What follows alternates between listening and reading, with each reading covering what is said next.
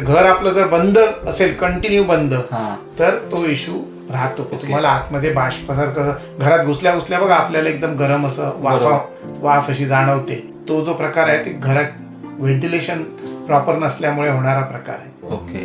म्हणून एक दर 3 महिन्यांनी घर मोकळं, सगळ्या खिडक्या उघडून ब्रिदिंग करायला दिलं पाहिजे त्या घराला. पूर्ण ब्रिदिंग चांगलं झालं पाहिजे.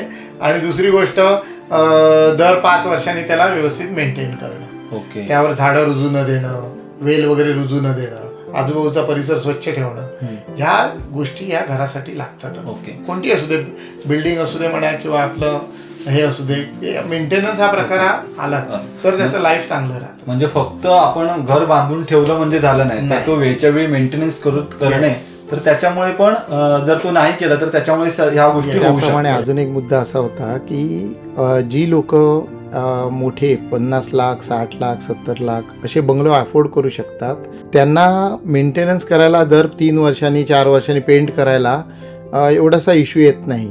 पण आमचा जो कस्टमर एरिया आहे तो साधारण स्वतःची सगळी पुंजी जवळजवळ घर बनवताना लावतो आणि मग तो बँकेचे हप्ते भरत असतो. तर त्याच्या प्रोव्हिजनमध्ये तो तेवढे पैसे स्पेअर नाही करू शकत की दर 3 वर्षांनी किंवा 5 वर्षांनी पेंटिंग करायचं किंवा काय करायचं, अशा दृष्टीने त्याला तेवढंसं प्लॅनिंगमध्ये जमत नाही. तर त्यासाठी आपला जो काय क्लायंट एरिया आहे, जो कस्टमर आहे, तो साधारण 20 लाखापासून ते 30-40 लाखामधला जास्त लोक आहेत. आणि ह्या लोकांना मेंटेनन्स करण्यासाठी मी एक सल्ला देईन की त्यांनी ॲटलिस्ट पूर्ण रंगकाम न करता बाहेरून, जेव्हा 1 वर्ष होतं त्यानंतर बाहेरून कसं आहे की एखाद्या डॅम्पप्रूफमध्ये जरी स्टेनर टाकले त्यांनी, वेगळे कलर त्यांना जो हवा आहे तो, आणि तो डॅम्पप्रूफ जरी मारला तरी रंगाचं काम होऊन जाईल. पण डॅम्पप्रूफ पूर्ण वॉश करून घेऊन त्यावर डॅम्पप्रूफ जर केला तर त्यांना तो इश्यू येणार नाही. कारण जनरली कसं असतं